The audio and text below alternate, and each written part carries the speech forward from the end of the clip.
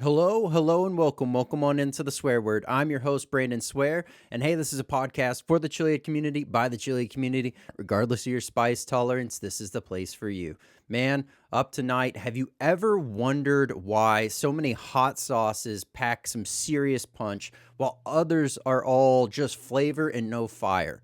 Well, the secret isn't just in the Scoville scale. It's hidden in plain sight. It's all over that ingredient list. And tonight, we are going to talk about decoding those labels and revealing the order of ingredients directly dictates the heat and the taste and the experience of the sauce or fiery condiment that you are enjoying. Episode 130 starts now.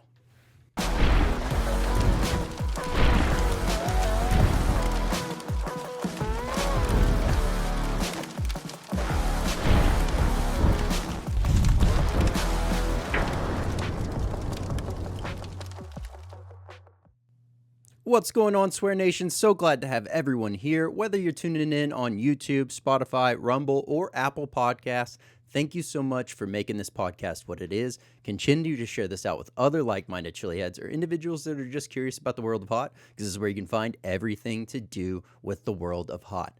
Up tonight, we have a great knowledge-based breakdown of, how to understand, how to decipher, how to get a good glimpse on expectations of a spicy sauce or product that you're going to be diving into, and really some tips and tricks on ways to navigate that, as well as we have three amazing treats here. These are all from Old Agness store. We have three brownies to dive into as well on Hot or Not.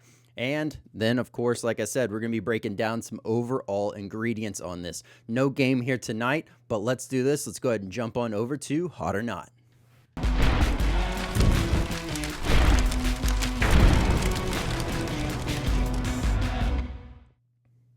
Welcome on into Hot or Not. As we have made this adjustment and change, you'll be having the full review breakdowns that'll be heading on over to Scorching and Swearing. But up tonight, we're going to get the quick breakdown of these three amazing treats here. These are from Old Agness. These are the Celebration one, the Minty one, and the Rogue one. So varying levels in heat, but we will jump into that in the reviews. As always, I do not like to read the ingredients ahead of time. I like to let my taste buds do the exploration and really gain an understanding of what my taste buds are able to pick up, and then we learn about the ingredients altogether. I also do not break things down in a 1 to 10 scale. I do 1 out of 5. That's based off of 5 categories. Those categories are heat, aroma, flavor, versatility, burn.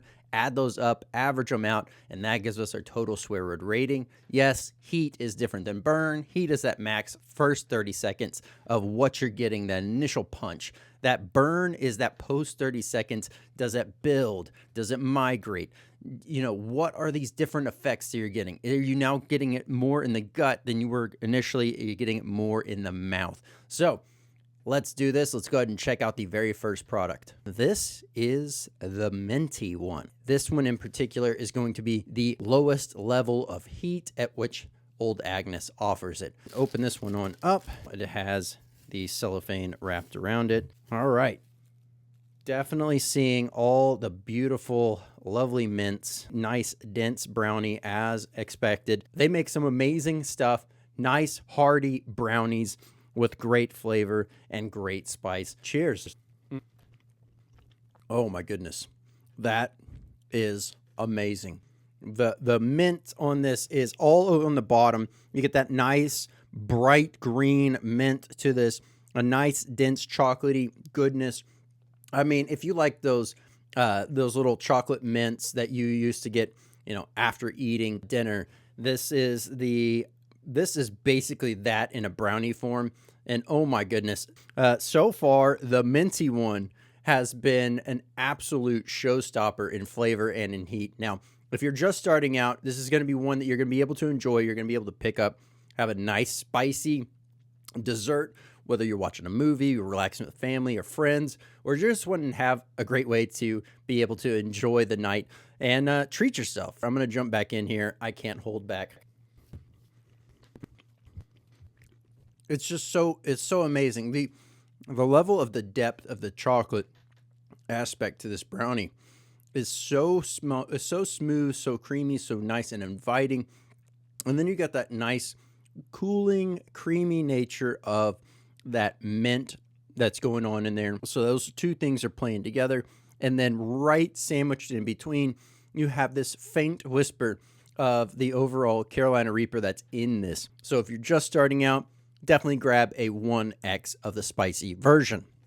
If you've been working on your own personal best, but you're not fully confident in how you're going to react to these, maybe look at a 2 or a 3X in the spicy version. If you are constantly working on your own personal best, you're pushing yourself, maybe you just want to go all in, go ahead and grab that top level of the chili head version of this one here. You're not going to be disappointed. Absolutely amazing. Nice little mouth tingle, but nothing crazy here on the 1X spicy version. Wasn't expecting to get blown away by it as far as heat, but an amazing treat at that. The Rogue Trail Granola Bar. This is a level 1 spicy version, so great for those that are just starting out. Much like the others, this is spiced up with Carolina Reaper pepper powders. Beautiful aroma right off the bat. Immediately open this up, and it starts to smell a little bit like banana nut bread because you're picking up a lot of the overall nuts that are going on in here. It looks like maybe some raisins or cranberries are in here. It looks like maybe some walnuts and some sunflower seeds. Looks like a little bit of chocolate. I am excited for this. This seems like the perfect trail bar here. So the Rogue Trail Bar from Old Agness store. This is the 1X spicy. Cheers. Oh my goodness. This is phenomenal. The Rogue Bar definitely just absolutely edged out the minty one. Now, they are geared towards two different individuals. If you like chocolate, if you like that chocolate mint taste, the minty one is going to have this beat all day long. But if you like trail mix, if you like that overall granola bar taste, but you want it gooey, you want it sweet, you want it more comforting, and you want a nice kiss of heat, the Rogue Bar is where it's at. I absolutely love this. I can't imagine how amazing this must be as a 3X chili head version. I'm going back in. A little bit of a massive bite that I just took there, but as you can see, nice overall dense brownie once again. Nice nutty aspect. You're picking up what tastes like maybe some raisins or some cranberries going on in here. There are definitely some chocolate chips in here as well. Nice, hearty, great dessert here, and an absolute pleasure of a chili head snack. But let's go ahead and read these ingredients here because I am curious to know what is going on. So brown sugar, eggs, butter, and then garbanzo bean flour, oatmeal, dark chocolate. So that is a dark chocolate in there. So we have walnuts, raisins, cranberries, raw whole sunflower kernels, vanilla here. Very limited ingredients, very clean taste, crisp taste. It leaves me not feeling guilty about what I'm eating. Definitely grab these to snack on while on a hike. Because that's what this one feels like I should be doing right now. But this is also a great one to have, sitting around at your desk and while you're at work and you want to snack on something. The celebration one. This is the triple X spicy version, not quite crossing into the chili head side of things, but the hottest offering of the non-chili head versions. This has some great multicolored sprinkles that are on top. And on the side, it looks like maybe there is some kind of either white chocolate or maybe a nut or something in there going on. And, it looks like a great vanilla brownie. Beautiful aroma. It smells like a celebration. It smells like a spicy birthday cake. As you can see there, the vanilla chocolate chips going on, tons of sprinkles all over this. Very dense, very hearty brownie here. But cheers. Man, oh man. Smooth, sugary, sweet, and extreme Carolina Reaper taste, accented with that sweet tones, that what tastes like maybe some vanilla, some white chocolate, and absolute melody going off in my mouth. The heat variation step up from the 1x to the 3x. If you are just starting out, the 3x spicy version is not intended for you. This will be absolutely great for those individuals that are working on your own personal best. You're pushing yourself. This is going to be a great spicy snack for you to be able to enjoy if you have, a decent spice tolerance building and you're wanting to kind of dabble in seeing how far you can push yourself. This would probably be a great stepping off point for you before you jump into the chili headline.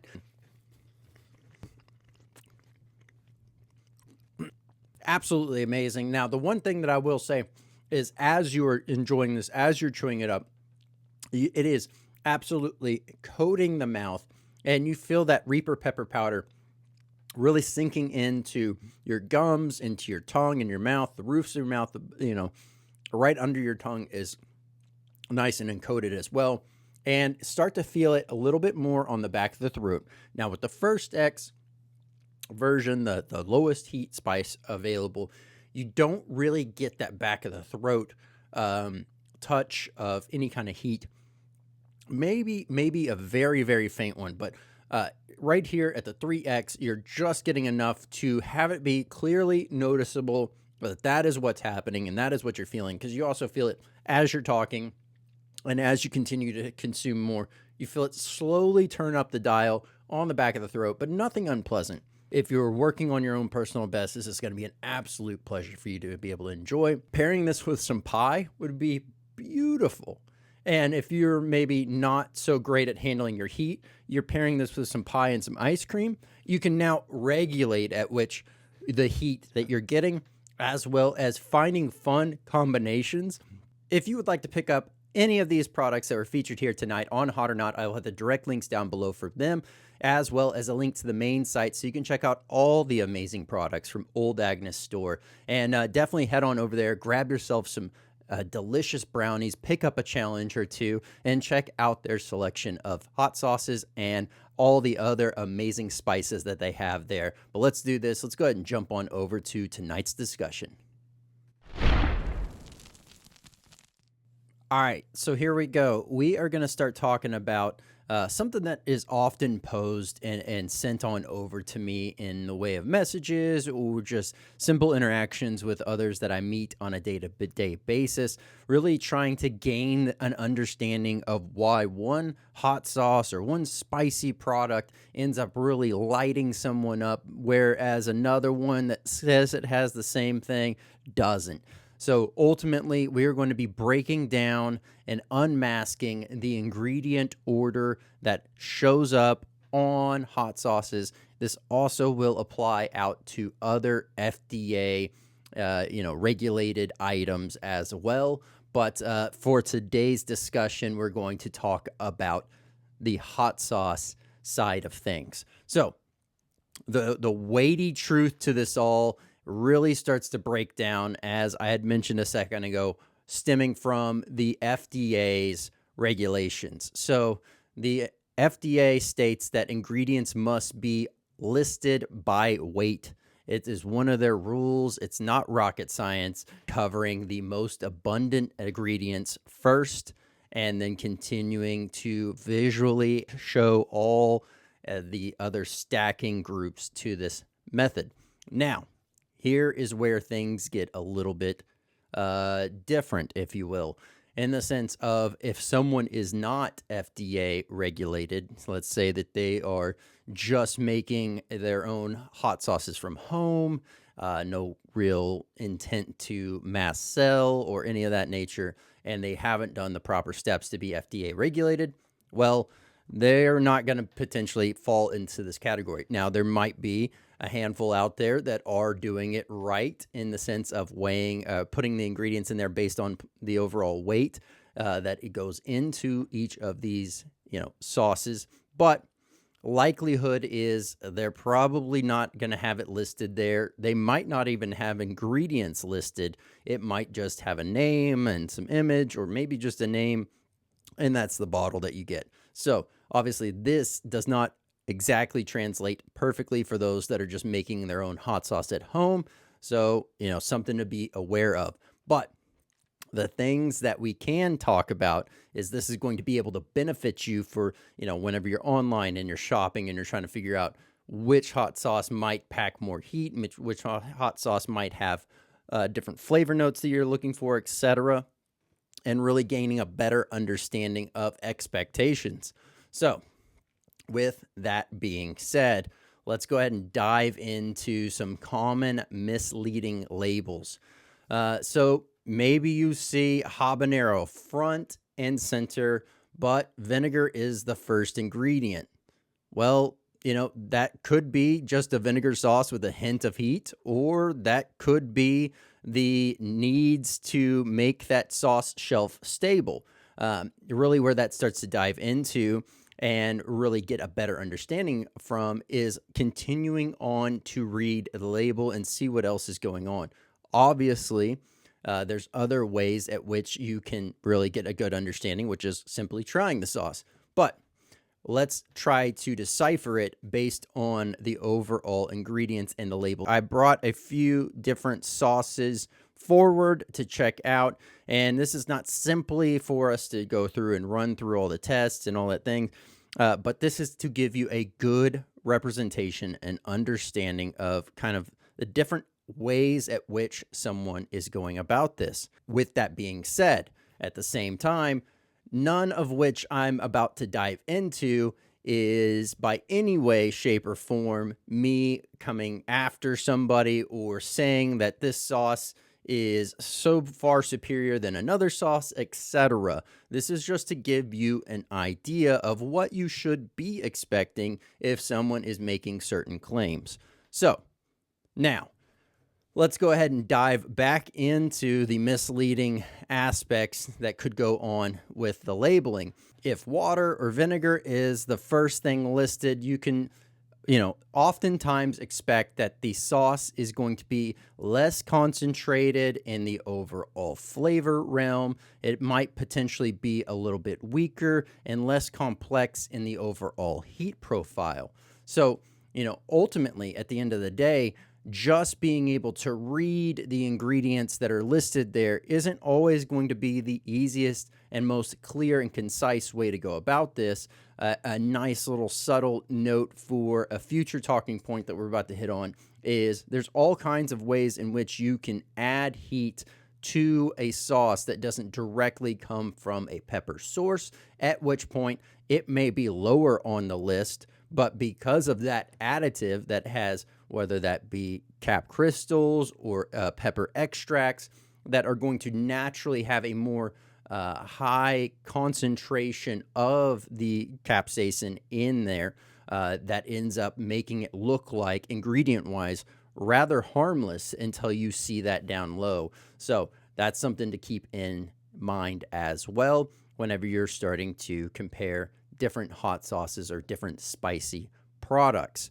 Other ingredients listed. Now, we've already talked about the first, 2, 3, sometimes 4 ingredients that are on the list. Really, it's probably best to get an idea of what the first 4 ingredients are to gain an understanding of what the majority of what is in the bottle that you're going to be enjoying, and trying to figure out whether or not it is going to be in the heat range that you're expecting based on supported evidence that they have on the overall labeling. So with that being said, those other ingredients that are listed later on in the overall ingredients breakdown, we like to consider those more the supporting cast to your flavors. These are the accent notes. Sometimes you can really be able to utilize and shift these ingredients in such a way that it starts to, not have flavor profile notes step on or impede on another note that you're really trying to have sing forward.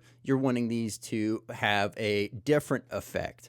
So you take a very loud ingredient, you use it in this way where it's less of a pronounced part of the overall recipe, and you're not going to have it stomp all over everything else there and really block out that flavor that you might be trying to push forward. shifting the focus to the middle section of the overall ingredients list, once you have passed the dominant part of the ingredients that are in this sauce, you have now started to opening up really those supporting cast roles to the overall sauce story.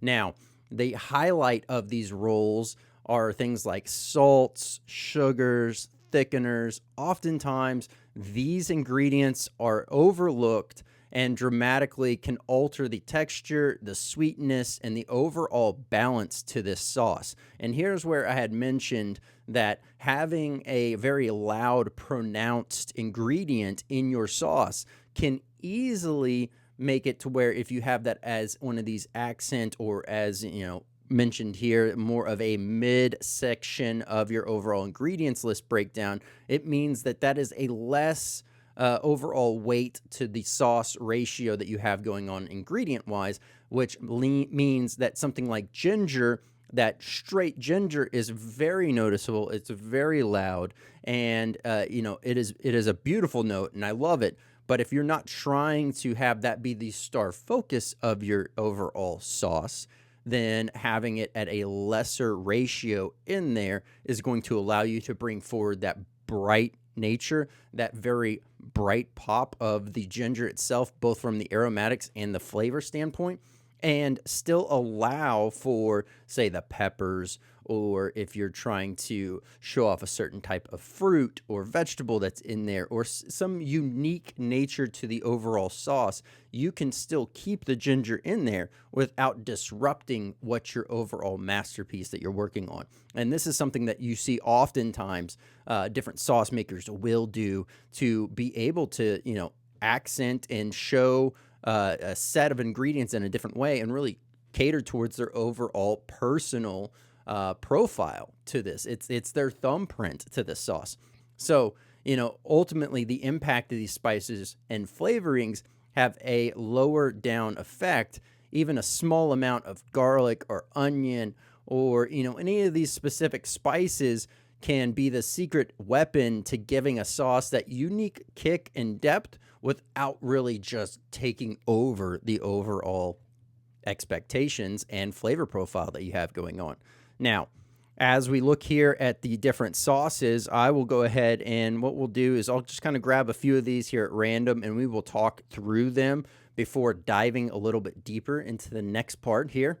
But this is where really getting an understanding of the first few ingredients are, as well as that next few after it, those more supporting cast to the overall sauce profile. But I'm going to go ahead and I will pick up first. This is the Tabasco Scorpion sauce. This is the hottest one that, Tabasco ends up offering. So let's just take a look at this. Initially, ingredients are scorpion peppers, distilled vinegar, sugar, guava puree, pineapple, salt, guava powder, pineapple powder, and then Tabasco brand pepper sauce, with the scorpion pepper being in there, and then having the Tabasco brand pepper sauce as the last listed ingredient in here. You're getting much more of the scorpion pepper flavor and body carrying forward through this, but you have so many, as I was listening this off, you have so many different things that constitute as a sweetening agent or a heat cutting agent in here, that ultimately they're able to regulate and tone down the amount of heat at which the end consumer is getting. So, yes, scorpion pepper high on the list, great. Now, where you're looking at the sugar, the guava puree, the pineapple, the guava powder, the pineapple powder, all these things, while they have their own great flavor profile and body to it, they are also all adding a layer of sweetness to this, which is going to help offset some of that heat and really kind of start to trick the brain into thinking that you're more, okay and safe with what you're doing, and you're going to lather on more, which is great. But at the same time, that is also not going to be a true representation of what you're going to get from a scorpion pepper. Do not expect that what is coming out of these hot sauce bottles, regardless of what's going in it, is going to be a 100% clean, clear representation of that pepper. It may get you close, it may get you the great flavor profiles, but you're never going to be 100% spot on with the exact heat that you're going to get matched out of the, from the pepper to the sauce, because that is two drastically different things. Even on a pure pepper mash going on, it's not going to be the same effect as you getting a teaspoon of that sauce versus what that one pepper would be, or tablespoon, and what one pepper would be. The heat SHUs are going to be way different than what you are expecting. Be cautious of that. Being said, let's take a look at the next one here. So we'll just go ahead and, you know what, I'll grab this one. This is the garlic habanero. We're going to dive into this one here. Now, the garlic habanero from Freaky Ferments, I have had, it's reviewed, it's on the channel. If you want to check that out, it is both in a Scorching and Swearing as well as broken down in a podcast. But, Freaky Ferments does things a little bit different. So while you initially are looking for, what that first few ingredients are, and the majority of hot sauces that are out are going to have some form of, water or vinegar or something of that nature listed first, there's another way you can go about it, which is what Freaky Ferments is doing and many others. But so the first ingredient here for garlic habanero is yellow bell pepper, and then it goes straight into orange habanero, garlic. Boom. That's the first three ingredients here. Now, just because they're utilizing the yellow bell pepper in this way, that is the initial ingredient to help regulate some of the heat, also carry forward some of that body, and really allow you to appreciate what is being conveyed in this sauce, what they are wanting you to pick up and know. By utilizing that yellow bell pepper in there, and then having that orange habanero and that garlic right there, it's boom, boom, boom, 1, 2, 3. You have that neutral playing ground to allow the next two ingredients to really come in together and do amazing things. So this, to read the rest of it here, we go yellow bell pepper, orange habanero peppers, garlic, white onion, and then salt, apple cider vinegar, and xanthan gum. Now, here is another thing that I will mention, which is overall breakdown of vinegar in a traditional sauce, if you will. The majority of sauces that you will find on your shelves at your local grocery stores, we'll just use this bottle for example here. If, say, your everyday grab off the shelf sauce is going to have, roughly about 50% or so of, water or vinegar of some sort. Now, as listed here, with the yellow bell peppers, the orange, you're listing all these great ingredients, and then towards the very end, you're seeing the apple cider vinegar. Now, because Freaky ferments, they're able to put in a lot less overall vinegar to the ratio of sauce, right? To the rest of the ingredients, as to where the majority are going to be about 50%. We'll give or take. Some will be more. Things like Louisiana hot sauce or Tabasco hot sauce or the crystals and all that stuff. It's going to be much more higher vinegar count than, say, some other sauces. Now, that doesn't mean that because it has vinegar in there or water in there that you are going to not have a hot sauce, that it is going to be much more flavor focused or ultimately not delivering the heat that you want. Well, as I had mentioned before, there are many ways in which you can add heat, you can add depth to this overall sauce, and do so in a much more concentrated way. There's a lot of sauces that are out there that are natural, no additives, no kind of extracts, no capsaicin crystals, none of that. And then you have the other ones that will end up building out oftentimes a jalapeno or a habanero sauce that they have found works great from a flavor standpoint.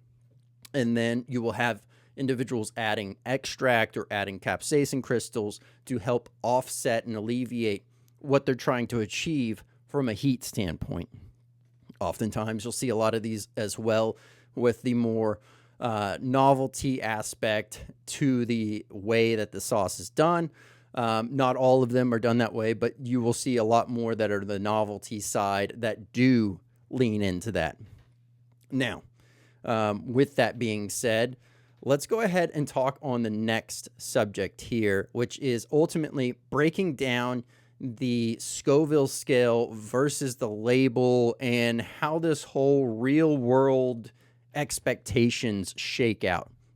So in order to do this, we need to be able to connect the ingredients order, that's on the list and how everything's set up to what our perceived heat expectations are going to be. So just because the Scoville scale of, this certain pepper is telling you that the potential is going to be astronomical, but you flip around the labeling and you're looking at the ingredients and all of a sudden you see something different, the label can actually tell you how much of that said pepper that they're advertising is actually in the bottle. This is, once again, to go into it, a great time to kind of talk through some comparisons here. So, let's go ahead and I'll grab some Ashes to Ashes. This is also an extremely a nice sauce, great flavor, amazing heat, very, very high heat sauce. And the overall ingredients on this are, first starting out, 7-pot primo peppers. That is the first ingredient. Then it goes apple cider vinegar, organic cane sugar, fresh lemon juice, salt, garlic, chipotle chili. So right off the bat, reading the label here, we know immediately there's 2 different peppers in this. Now, the chipotle chili, very last ingredient on here.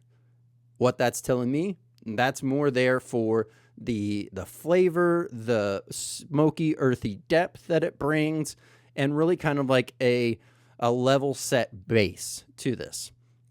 The 7-pot primos being the first thing listed here lets me know that this is going to be a very intense in-your-face sauce.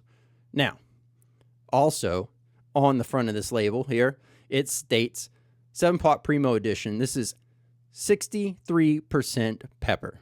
Now, 63% pepper could constitute for both the 7-pot primo and the chipotle, but it could also just be 63% is based off of the 7-pot primo pepper.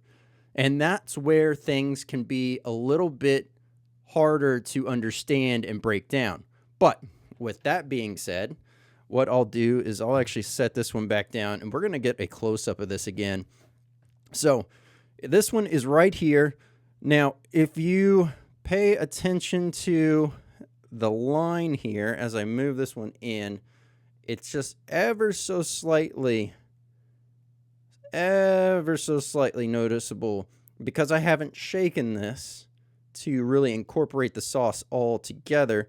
You can kind of see the difference at which the ratio is. Now, here's another one. This is EAFO, and once again, another great sauce. This one is from Mikey V's. I'll go ahead and read the ingredients here. So we have Carolina Reaper peppers, cider vinegar, onions, water, lime juice, fresh garlic, black Hawaiian sea salt, and ghost pepper powder. So boom, right off the bat, 2 peppers listed here on the overall breakdown. We got Carolina Reaper peppers as the first ingredient, and then ghost pepper powder as the last ingredient. Now, the other thing is the overall percentage of pepper on this. It does not say on here. I was trying to see if maybe it did, but to give you a good example there, if you see, I haven't shaken it, so the little bit on top right there that you are seeing, that is the apple cider vinegar and water really being able to clearly be seen and to view the overall breakdown percentage at which it's coming through in the sauce.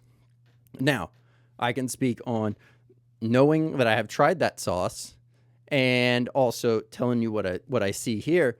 There is a lot there's a lot of other ingredients going on there than the water and the vinegar. So immediately you can bet that there's going to be a lot more flavor. There's going to be a lot more heat really derived. And that's just simply going off of visual inspection, reading the label, and understanding exactly what's in there. Now, this means you don't have to be completely blindsided or confused by what you're seeing. So when you're at the markets or you're online shopping and you're trying to figure out a new hot sauce to grab and really have a clear expectations of what you're going to be getting into, this is going to be a lot of ways at which you can start connecting these dots, and you can find out which ingredients and the order to find that perceived heat. So the Scoville scale tells you that the pepper's potential is high, but the label tells you that the pepper's potential is actually in the bottle. So, like, once again, right off the bat, those two sauces had a very high heat Superhot as the first ingredient. That would tell you right off the bat it is going to be much more focused towards that pepper or said peppers in the overall flavor profile and in the expected heat range. Something that you can easily do is start to compare things. So I got two different habanero sauces here. Both of them are garlic habanero sauces from two different companies. And without really caring one way or another as far as which one is actually hotter, let's take a look at the labeling and let's try to figure out, based on what we're reading, what we might expect one to be versus the other. So right off the bat with the garlic habanero from Freaky Ferments, as we mentioned, that is yellow bell pepper. First ingredient on a garlic habanero sauce from Torchbearers, that is garlic. So first ingredient, now we have a good expectation of what to know. First ingredient on Torchbearers is garlic, so it's definitely going to be very garlic forward, which is as to be expected with the name. Second ingredient, here is where it gets interesting. Second ingredient for garlic habanero from Freaky Ferments, orange habanero. Torchbearer garlic habanero sauce, well, habanero. All right, all good there. Now we have a great understanding. And then as you start to break down, as you start to decipher, so then it goes, canola oil, lemon juice, distilled white vinegar, Dijon mustard, water, chili powder, black pepper, and salt. Okay. All right. I see nothing wrong with there. You see the a supporting cast, if you will, to this sauce. Everything looks great. It looks like it's going to have a great overall savory depth, a nice creamy consistency, and a very bright garlic pop with that habanero coming in on the back. Well, what do we have here? This is going to be very much the same, but in different iteration. So with the garlic habanero from Freaky Ferments, you can expect that this one's going to be much more bright and in your face of both the habanero flavor, but also the overall garlic, because that is the third ingredient here. And then from there, you have overall savory depth and building into the natural flow of flavor. Very much expectations. Now, the thing that I see differently from this one versus, say, the Torchbearer sauce is the Torchbearer sauce was much more geared towards a creamy, smooth, very soothing tone in the flavor profile than, say, maybe the garlic habanero from Freaky Ferments. So right off the bat, able to pick that up, able to visually see the differences. But when you're looking at these sauces side by side and you're sitting there at the store and you're trying to figure things out, you might end up looking at this and go, well, one is brighter, one's a little bit more lighter. One looks like it has oils on it. One just looks like it's nice and coherent. Like, which one do I go for? What do I need to know? And, at the end of the day, if you're sitting there in the store and you're reading both of these, it starts to really come down to, without opening them, without knowing, you're going to need to be able to understand the claims made on the front with the two different sauces. So both of these we know are habanero. But one, let's say excluding these here. Let's try out something else. What I'll do is I'll use a hypothetical sauce. So as I am explaining this sauce, I want you to let me know option A or option B in the comments on which one you think is hotter based on what you have been able to learn from, our conversation here with breaking down the ingredients on hot sauce labels and really expectations. So up first, let's say, you have a sauce that it is claiming to be on the label, front and center, big, bold words, ghost pepper sauce. And you're all excited. You're like, yeah, I'm going to do this. I'm going to grab it. I am going to push myself today. I'm going to get this ghost pepper sauce. So you grab the sauce, you get ready to take a look at it, but you remember everything that you've been learning here. And before you walk out the store and buy that, what you're going to do is you're going to end up rotating that and you're going to look at the ingredients list.